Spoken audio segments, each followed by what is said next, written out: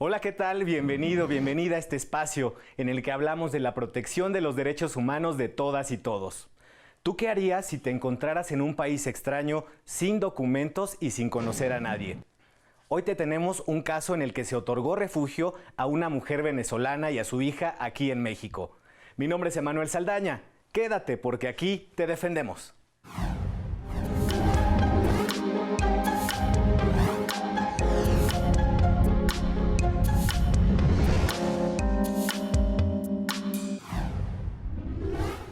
Es un gusto presentar a Mónica Vázquez Hernández, asesora jurídica federal especializada en atención a personas en movilidad. ¿Cómo estás, Moni? Te saludo hasta Puebla. ¿Cómo te trata la pandemia? Muy bien, Emanuel, te saludo a ti y a tu auditorio. Como siempre, es un placer estar como invitada en este programa tan importante. Mónica, pues hoy nos tienes el caso de una mujer venezolana, Belia, y su hija, quienes llegaron a México para pedir refugio porque sus vidas estaban amenazadas. Antes de que nos cuentes esta historia, me gustaría que nos ayudes a definir cuál es la diferencia entre un migrante y un refugiado, porque creo que esto es un tema importante de diferenciar para el tema que vamos a abordar. Claro que sí, Emanuel. Mira, la diferencia básica radica en que un migrante es una persona que puede ser de tránsito, de destino o de retorno. Migra, sale de su país, y un refugiado es una persona migrante que sale de su país por razones de persecución y porque teme que si continúa viviendo en ese país, en su país natal, su vida corra peligro. Muy bien, pues teniendo en cuenta esta diferencia básica, ahora sí platícanos cómo es que Belia y su hija llegaron aquí a México, ¿por dónde entraron? Belia y su menor hija de nacionalidad venezolana salieron de su país en el mes de septiembre del 2019. ¿Por qué? Como ya lo comenté, por razones de persecución por parte de su gobierno en Venezuela. Se ponía en riesgo su integridad física, su vida corrió un peligro inminente y por esa razón tuvo que dirigirse a México, entrando por el Aeropuerto Internacional de la Ciudad de México, dejando atrás el resto de su familia, sus bienes y sobre todo sus amigos en el país de origen. Estamos hablando, Mónica, de una persecución política en este caso. ¿Cómo es que se dio este asunto? ¿Cómo era su vida de Belia y su hija en Venezuela? ¿Por qué fueron perseguidas por las autoridades? Claro que sí, Manuel. Mira, la vida de Belia y su hija en realidad era una vida tranquila, una vida holgada. Ella como madre soltera pudo superarse y se dedicaban principalmente al comercio. Su menor hija en esa época estudiaba la educación primaria. Sin embargo, como muchos sabemos, Venezuela atravesó una grave crisis generada principalmente por el tipo de gobierno que prevalece en ese país. Y ese tipo de gobierno, ¿qué hace? Pues obliga a que miles y millones de personas dediquen su vida no a vivir, sino a sobrevivir. Es decir, según el dicho de muchos venezolanos con los que me he entrevistado, despertar en Venezuela es cada mañana el paso previo a una pregunta vital. Y esa es, ¿ha llegado el momento de irme de mi país? Estamos hablando de una situación muy dura. Belia y su hija se vieron obligadas a dejar su casa, su país, su familia, su cultura, sus tradiciones por una persecución política. Ahora dinos, por favor, ¿cómo es que deciden venir a México, ya que nos dices que pues corría riesgo su vida? En realidad, ellas vivían una situación precaria y derivado de eso también creció la delincuencia. Ella empezó a recibir amenazas de extorsión y no recibía protección por parte de su gobierno. Sin embargo, en una ocasión intentan secuestrarla. Afortunadamente no se concreta porque ella opone resistencia y fue en ese momento en que ella llega a su casa, decide tomar a su hija, comprar los vuelos de avión con los últimos ahorros que tenía y viajar a nuestro país con la intención de solicitar el refugio. En realidad, Emanuel, yo hay algo que quisiera dejar muy claro. Los migrantes no salen huyendo Sí. de su país porque no les guste su país. Lo hacen de manera obligada para solicitar un refugio. ¿Derivado de qué? De las penosas circunstancias en las que viven. Definitivamente, irse en busca de oportunidades no es una aventura que te ilusiona. Es un éxodo forzado que se emprende siempre con incertidumbre y angustia. Desde luego. Y en este caso, Mónica, me gustaría regresarnos un poquito. Entonces, ¿se trataba de una persecución por parte de las autoridades o por parte de la delincuencia organizada? Inicialmente fue una persecución por parte del gobierno, de las autoridades, de los grupos Ujú. de poder, y toda esa situación desencadenó en delincuencia, en violencia, y ella se dedicaba al comercio, entonces empezó a recibir extorsiones. Fue una mezcla conjunta de ambas y fue en el momento en que ella decide que no quiere esa vida para ella ni para su hija. Claro, no imagino el miedo que se debe sentirte perseguido por todos lados, Mónica. Es momento de hacer una pausa y vamos a regresar con más de esta entrevista. Antes del corte te dejo con esta información para saber más acerca de cómo es la vida de las personas que huyen de sus países. Quédate con esta información en un minuto. ¿Sabes por qué las personas abandonan su hogar para solicitar refugio en otro país, incluso sin conocer a alguien que los apoye? La violencia es una de las causas principales. Los solicitantes de refugio no desean regresar a su país porque su vida, su seguridad o su libertad están en riesgo. Tan solo en enero de 2021, más de 6,000 personas realizaron este trámite ante autoridades mexicanas. Procedentes de 10 países, Honduras, Haití y Cuba encabezaron la lista. Fueron atendidas en 4 delegaciones mexicanas ubicadas en Chiapas, Ciudad de México, Tabasco y Veracruz. Entre 2013 y 2020, más de 68,000 personas presentaron una solicitud ante la Comisión Mexicana de Ayuda a Refugiados. 46,613 fueron reconocidos y más de 7,000 obtuvieron la calidad de refugiados. México cuenta con 90 albergues que operan con la Organización de las Naciones Unidas para brindar un trato y apoyo digno a las personas solicitantes de refugio.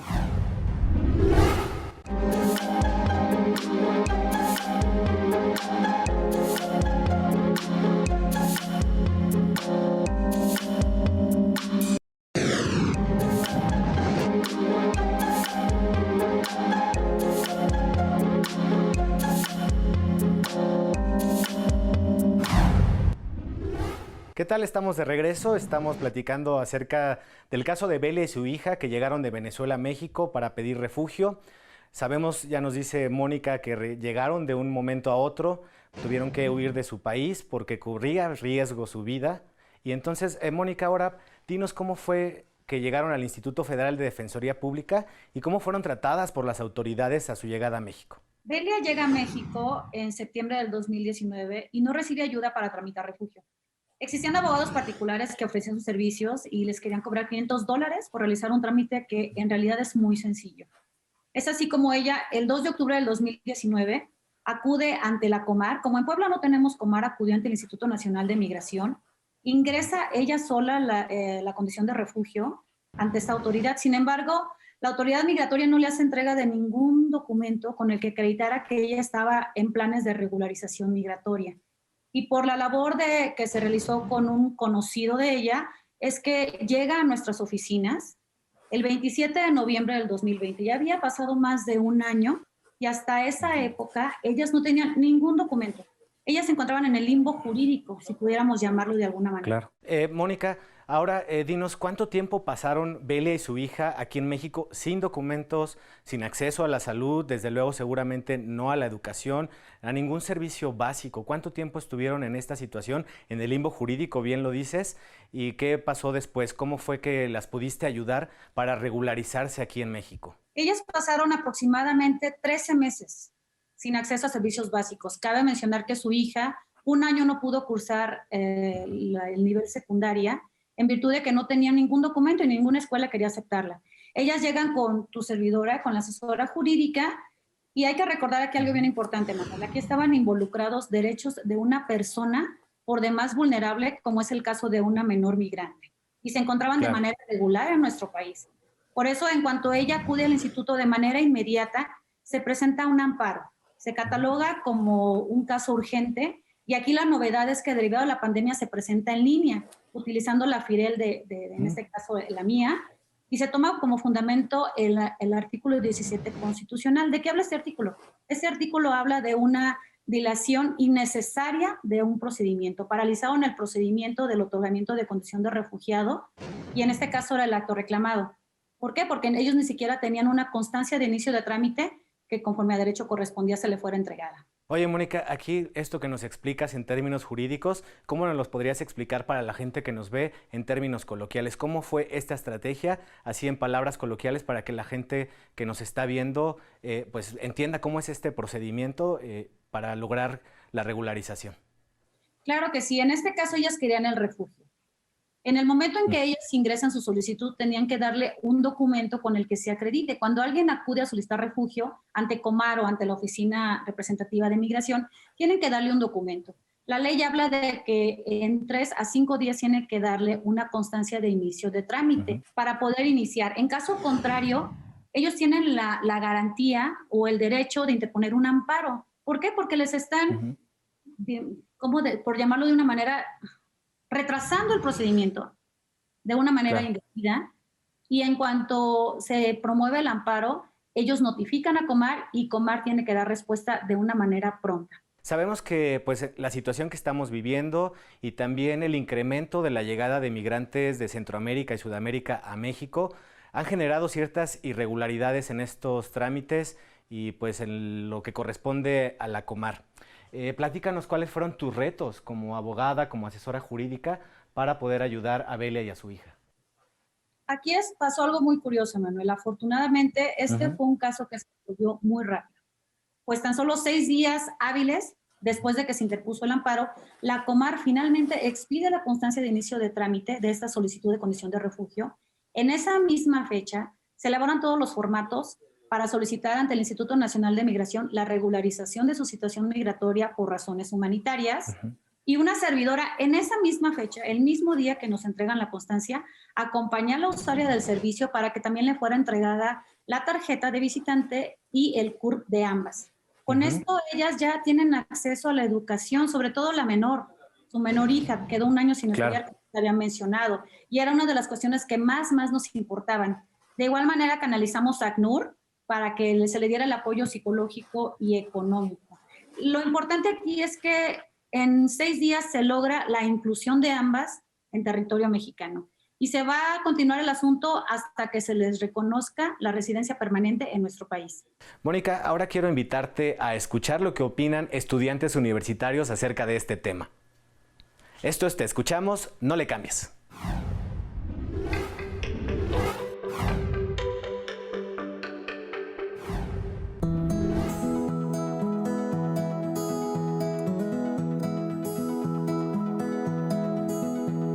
Considero que a los migrantes que huyen de su país a causa de la violencia o porque peligra su vida, se les debe tratar con estricto respeto a sus derechos humanos, además de brindarles un ambiente de apoyo integral que les ayude a sobrellevar el cambio que representa llegar a un país distinto al propio. Todo esto con respeto a las leyes. Muchas gracias. Y me parece que es momento de que la sociedad mexicana madure y que dejemos de lado ideologías baratas en contra de los migrantes. Tenemos que empezar a tratar a estas personas como lo que son, seres humanos, con dignidad, respeto y empatía, ya que estas personas no vienen de paseo a México, vienen en búsqueda de supervivencia y de un mejor futuro para ellos y sus familias, escapando de lugares en situaciones deplorables y de guerra. Yo creo que debemos de tratar a los migrantes que huyen de sus países por conflictos políticos con el respeto que merece cualquier ser humano. Tenemos que trabajar nuestra empatía para con los extranjeros que han vivido situaciones que ponen en riesgo su bienestar y brindarles todo el apoyo que nos sea posible darles. Como hermanos latinoamericanos, tenemos que estar unidos y apoyarnos los unos a los otros durante momentos de dificultad. Creo que deberíamos brindarles algún apoyo si se puede a aquellas personas principalmente que en verdad lo necesiten, que hayan sido víctimas de violencia, que hayan sufrido atentados o incluso hay gente que recibe amenazas y se ve obligada a irse de su país. A todas esas personas me parece que sería bueno brindarles alguna ayuda, algún apoyo, pero pues evidentemente también no podemos solventar, o bueno, el país no puede solventar las solicitudes de todos los migrantes. Considero que es de suma importancia tratar con respeto y con empatía a las y los migrantes, ya que son seres humanos en busca de nuevas oportunidades que desafortunadamente su país no ha podido ofrecerles. Sin embargo, esto no significa que no merezcan una vida digna y que no vulnere sus derechos humanos.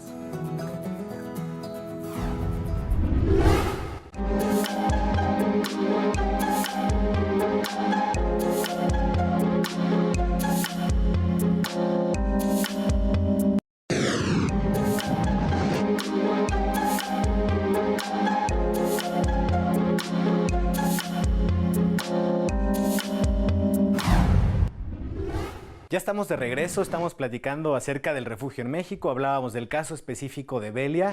Mónica, dinos ¿a qué les da acceso la condición de refugiados en nuestro país a estas personas?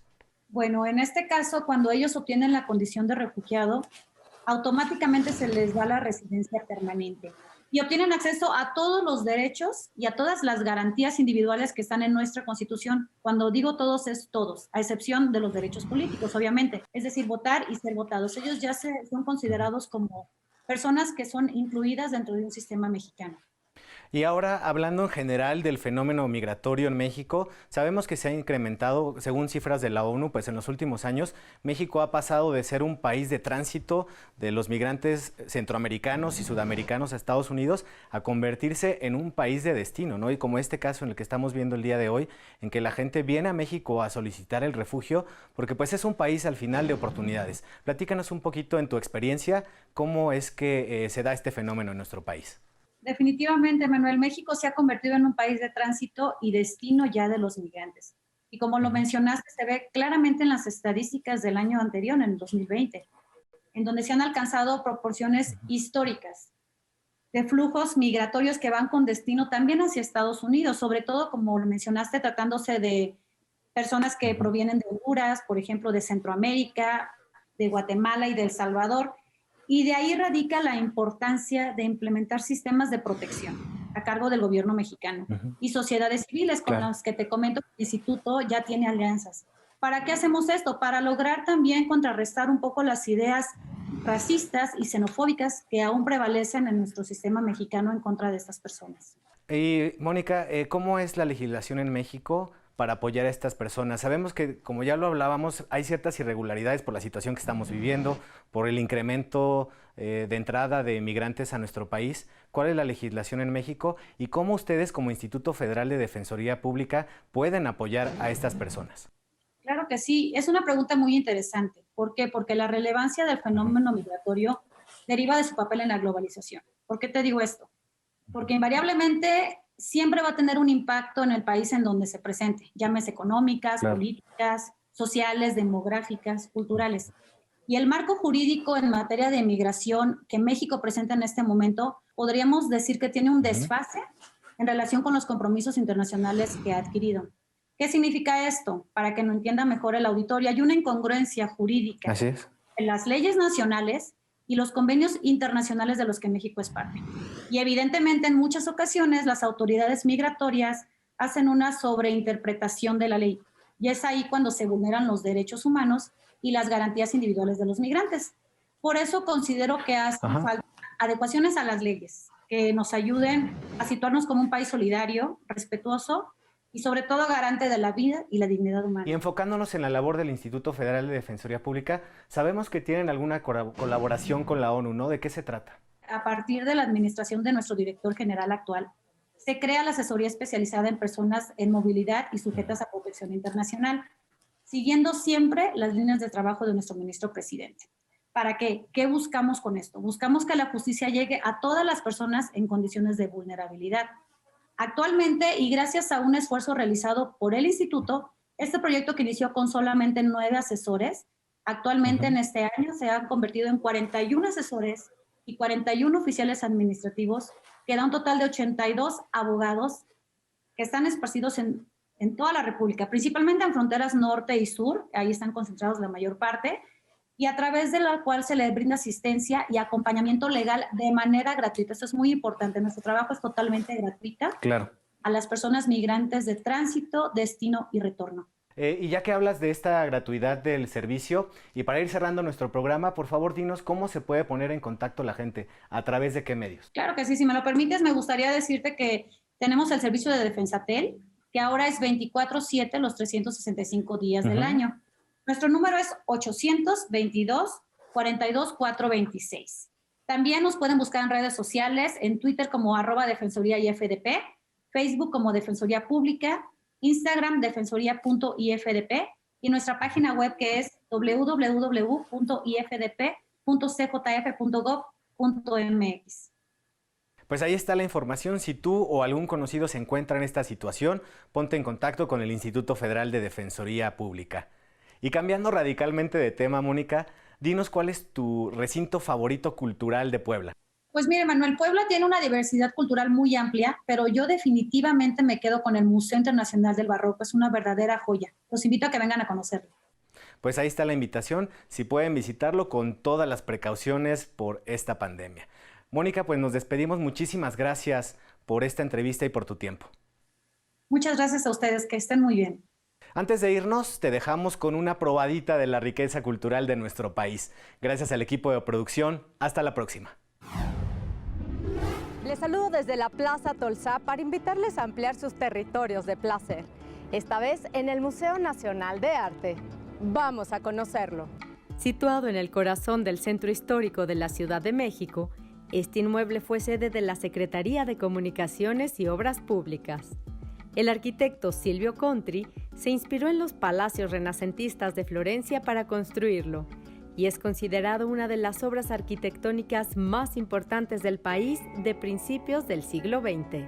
Uno de sus mayores atractivos es la escalera principal, símbolo de la modernización en la época del Porfiriato. Los plafones del recinto fueron pedidos a la Casa Artística de la familia Copede, que hicieron alegorías del trabajo y de la paz. El salón de recepciones era el lugar donde el secretario de Comunicaciones tenía encuentros diplomáticos. Actualmente es un espacio para conciertos y otras actividades del museo. Cuenta con una biblioteca especializada en arte mexicano e internacional que conserva los muebles de aquella época. Su acervo incluye pintura, escultura, grabado, dibujo y fotografía.